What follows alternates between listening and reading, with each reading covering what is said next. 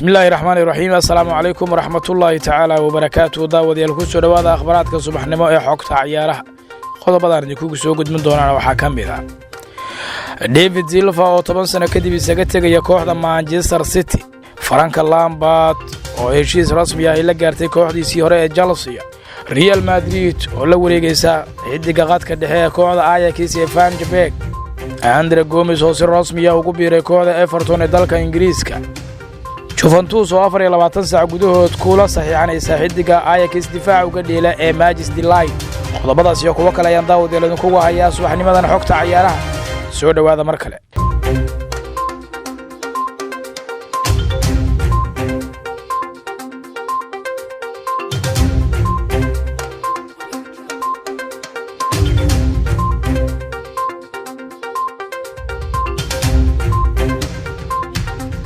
fadlan haddii aad ku cusub tahay channelkeena daawade subscribe noo saar siina share garay si aad ula wadaagto saaxiibada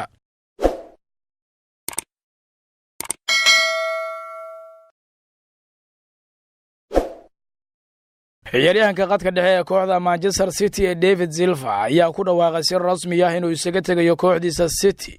xil ciyaareedka soo socda markii uu dhamaado kadib 10 sanadood oo uu ku qaatay Etihad Stadium xidigan reer Spain ayaa ku soo biiray kooxda Man City 2010kii markaas uu kaga soo wareegay kooxda Valencia ee dalka Isbaanishka Silva ayaa kula guuleysay Manchester City 4 horyaal 2 FA Cup iyo 4 League Cup David Silva ayaa mar wax laga weydiiyay inuu u dhaqaaqayo kooxaha reer China waxa uu sheegay in uusan marnaba aadi doonin halka oo marka uu isaga fariiso ciyaarista Manchester City oo waqti la qaadan doono qoyskiisa Silva ayaa u sheegay Manchester City inuu isaga tagayo xil ciyaareedku marka uu dhamaado waa xil ciyaareedka soo socday waxaana uu noqonayaa waana sanadkiisii 10aad uu ku qaadanayo garoonka Etihad Stadium 33 sano jirkaan ayaa waxa uu markaasi ka mid noqonayaa xidigaha ugu muhiimsan ee soo maray kooxda Manchester City isagoo 26 milyan uga soo wareegay kooxda Valencia oo ay City kula wareegtay 2010kii maalinka kooxda Derby County ee Frank Lampard ayaa waxa uu heshiis rasmi ah la gaaray kooxdiisii hore ee Chelsea kaasoo ku noqonayo maalinka cusub ee kooxdaasi waxaanu Lampard soo gabagabeynayaa hal xil ciyaareed oo macallin u ahaa kooxda Derby County markaasoo uu muujiyay in uu noqon karo tababare xirfad wanaagsan oo wax badan markaasi qaban kara Frank Lampard iyo Chelsea ayaa la leeyahay waxa ay gaareen heshiis oo markaa ku noqonayo Lampard macallinka kooxda Chelsea ee uu markaa halyeeyga u yahay Frank Lampard ayaa soo noqday xidiga ugu gool dhalinta badan kooxda Chelsea ee dalka Ingiriiska waxaana haatan Chelsea isku dayaysaa inay la soo wareegto macallin markaa ka dhigatoy dib ugu soo celiso Stamford Bridge xil ciyaareedkan iyadoo oo saacadaha soo socda 24 saac gudahood la leeyahay Chelsea waxa ay ku dhawaaqi kartaa si rasmi ah inay u magacawday Lampard inuu yahay bedelka buuxa ee Maurizio Sarri oo maalinta Jimcaha ahba noqon doono macallinka kooxda Chelsea Lampard ayaa waxa la leeyahay waxa uu kooxdiisa u sheegay in uu doonayo inuu ku biiro kooxdiisii hore Chelsea oo macallin u noqdo arinta ayaana ka dambeysay markii gelinkii dambe ee shalay war-saxaafadeed ee soo saartay kooxda Derby County ay ku tiri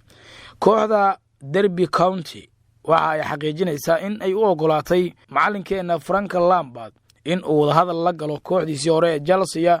oo markaa doonaysa inay macallin ka dhigato sida darteed waxa la leeyahay Chelsea iyo macallin Lampard waaba ay wada hadleen durbadiiba oo heshiis ayaa dhacay oo macallin ku noqonayo maalinta Jimcaha ee foodan ugu soo haysa ayaa warbaahintu qoraysa in si rasmi ah Chelsea ay ugu dhawaaqi doonto macallinkeeda cusub oo noqonaya Frank Lampard kooxda Real Madrid ayaa doonaysa inay la soo wareegto xidiga qadka dhexe ee kooxda Ajax ee Johnny Van de Beek Real Madrid ayaa doonaysa inay markaa la wareegto dhowr ciyaartooy oo ay qadkeeda dhexe ku xoojinayso waxa ciyaartooyda ay doonayso Real Madrid kamid ah Paul Pogba oo Manchester United u ciyaara iyo sidoo kale Christian Eriksen waxa sidoo kale kamid ah Johnny Van de Beek oo Ajax uga dheela qadka dhexe 22 sano jirkan ayaa la leeyahay haatan macallin Zinedine Zidane macallinka Real Madrid ayaa doonaya in uu Paul Pogba ka sabro oo uu la soo wareego Van de Beek xidiga qadka dhexe ee kooxda Ajax ee Johnny Van de Beek ayaa shaaciyay inuu isaga tagayo kooxdiisa xil ciyaareedku markii uu dhamaaday waxaana haatan Real Madrid la leeyahay waa mid kamid ah kooxaha ugu cadcad ee la wareegi kara xidigaasi xidigan ayaa wacdaro muujiyey Champions League kulamo dhowr ah oo ay kooxdiisu ciyaartay iyadoo oo kooxdiisa Ajax ay championka ka reebtay kooxo waaweyn oo ay ka mid yihiin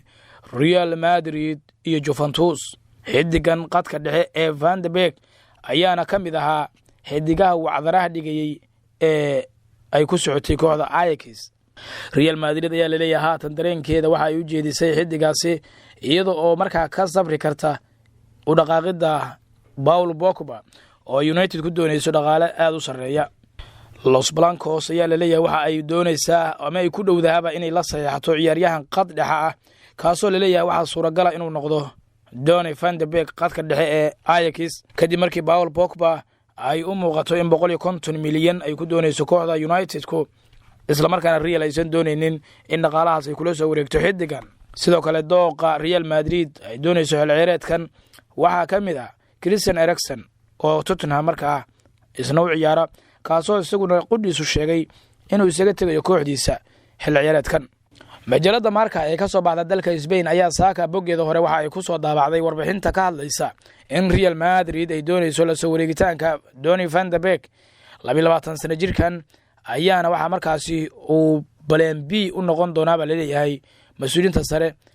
ee kooxda Real Madrid marka ay ka sabraan Paul Pogba. ciyaaryahanka qadka dhexe ee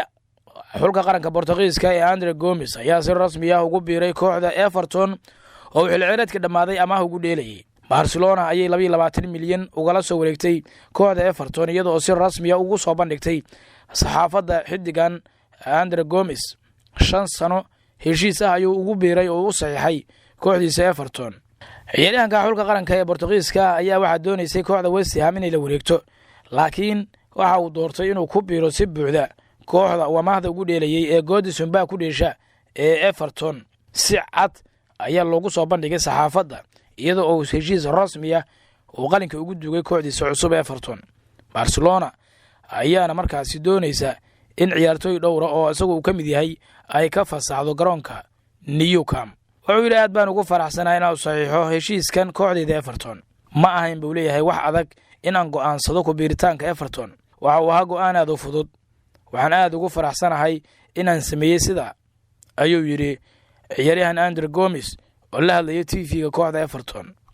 xagaagii hore ayay kooxda Everton waxa ay Barcelona kala soo wareegtay labada xidig ee kala ah Yarmina iyo Andre Gomes kuwaasoo Yarmina si rasmi ah kooxdu la wareegtay. Andre Gomesna ay amaah kula soo qaadatay inkastoo haatan labadaba ay yihiin laba ciyaartoy oo ka tirsan kooxda Everton. ciyaaryahanka weerarka uga dheela kooxda Paris Saint-Germain ee Edinson Cavani ayaa waxa uu go'aansaday inuu sii joogo kooxdiisa oo uusan meelna uga dhaqaaqin xilli ciyaareedkan. Edinson Cavani ayaa la xiriirinayay dhowr kooxood oo ay ku jirto Atletico Madrid laakiin weeraryahanku waxa uu baaqi ku sii ahaan doonaa Paris Saint-Germain ilaa iyo inta uu ka dhamaanayo heshiiskiisa oo ku eg 2020. xidigan xulka qaranka ee Uruguay ayaa waxa markaasi oo la xiriirinayay inuu xiriir la sameeyo dhowr kooxood oo markaa u dhaqaaqi karo xilli ciyaareedkan laakiin haatan wax walba waxa ay ku soo dhamaadeen markii isagu uu ka hadlay mustaqbalkiisa oo uu sheegay inuu sii joogi doono kooxda Paris Saint-Germain. waxa uu yiri anigu waxaan haystaa hal sano oo dheeraad ah oo heshiiskayga Paris Saint-Germain iga harsan. fikrad ahaanteeda waxay u egtahay inaan sii joogayo ayuu yiri Edinson Cavani xidiga reer Uruguay kadib markii ay guul ka gaareen xulka qaranka Chile ee Copa America ay la ciyaareen ayuu ka hadlay xidiga mustaqbalkiisa. wuxuu yiri waxaan fiirinayaa inaan horumar sameeyo sanadkan oo aan PSG ku sameeyo waliba kadibna waa arki doonaa wixii dhaca ayuu yiri xidigani 32 sano jirkan xulka qaranka Uruguay ee Edinson Cavani ayaa sheegay warkaasi xilli uu la hadlayay TV-ga beIN Sport qaybtiisa Faransa. kooxda Juventus ee dalka Talyaaniga ayaa 24 saac gudahood saxiixiisa ku dhawaaqi karta difaaca kooxda Ajax ee Matthijs de Ligt. ila wareedyo lagu kalsoon yahay oo ka imaanaya dalalka Talyaaniga iyo Spain ayaa sheegaya in Matthijs de Ligt uu si rasmi ah ugu biirayo kooxda Juventus 24 saac gudahood. wariyaha Sky Sport ninka lagu magacaabo Gianluca Di Marzio ayaa ku doodaya in de Ligt uu priority-ga ama ahmiyadiisa siinayo in Juventus uu ku biiro 24 saac ee soo socotana uu noqon doono mid lagu dhawaaqo go'aankiisa rasmiga. waxyaabo kale oo suuragal ah ayaa jira oo ay ka mid tahay in Juventus ay qanciso isaga qudhiisa wakiilka ciyaaryahankani Mino Raiola kaasoo la leeyahay caqabad weyn ayuu ku yahay heshiis lala gaaro xidigan heerka caalamiya ee xulka qaranka Holland ee Matthijs de Ligt. Tutto Sport ayaa xaqiijinaysa in uu jiro heshiiska shakhsiga in ay la gaartay Juventus ciyaaryahanka Matthijs de Ligt kaasoo maalmihii la soo dhaafay aad loo xiriirinayay inuu ku biirayo kooxdaasi Juventus.